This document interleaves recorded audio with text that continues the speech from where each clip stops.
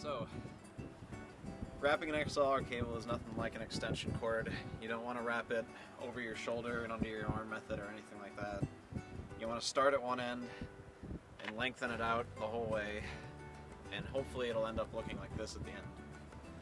So you start from one end and slowly loop it together until you get down to the back end of it. And you just nice and neatly wrap it down, make sure it's around the same length all the way around. And you'll slowly just bring it in until you get to the other end.